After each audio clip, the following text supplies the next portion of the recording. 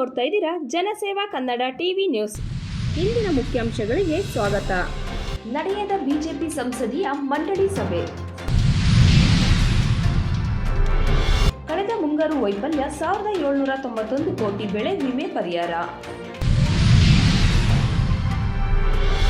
Nagamangala June 11ಕ್ಕೆ Adichunchanagiri ವಿವಿ ಘಟಿಕೋತ್ಸವ.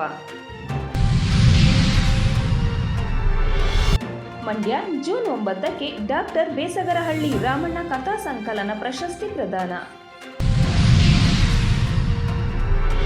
ಶ್ರೀರಂಗಪಟ್ಟಣ ಪರಿಸರ ಸಂರಕ್ಷಣೆ ಎಲ್ಲರ ಹೊಣೆ ಡಾಕ್ಟರ್ ಮಂಜುನಾಥ್ ಅವರ ಹೇಳಿಕೆ.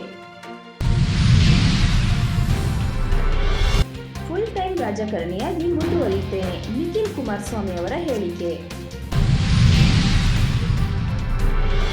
ರಾಜ್ಯದಲ್ಲಿ ವಿವಾದಿತ ಹಮರೆ ಬರಹೆ ಸಿನಿಮಾಕ್ಕೆ ನಿಷೇಧ. ಮಣಿಪುರದ ಜಿರಿಬಾಮ್ ಜಿಲ್ಲೆಯಲ್ಲಿ ಹಿಂಸಾಚಾರ ಭುಗಿಲೆದ್ದು ನಿಷೇಧಾಜ್ಞೆ ಹೇರಲಾಗಿದೆ. ನಾಳೆ ಸಂಜೆ ಮೋದಿ ಅವರು 3ನೇ ಬಾರಿ ಪ್ರಧಾನಿಯಾಗಿ ಪ್ರಮಾಣ ವಚನ ಸ್ವೀಕಾರ.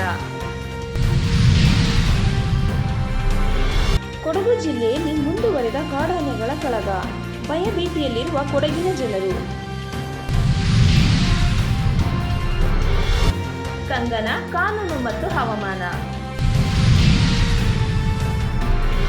ಕುಶಾಲನಗರ ಪಟ್ಟಣದ ಫಾತಿಮಾ ಕಾನ್ವೆಂಟ್ ಪದವಿ ಪೂರ್ವ ಕಾಲೇಜಿನ ವಿದ್ಯಾರ್ಥಿಗಳು ವಿಶ್ವ ಪರಿಸರ ಜಾಗೃತಿ ಜಾಥಾ ಹಾಗೂ ಬೀದಿ ನಾಟಕ ಮೂಲಕ ಸಾರ್ವಜನಿಕರಿಗೆ ಪರಿಸರ ಬಗ್ಗೆ ಜಾಗೃತಿ ಮೂಡಿಸಿದರು.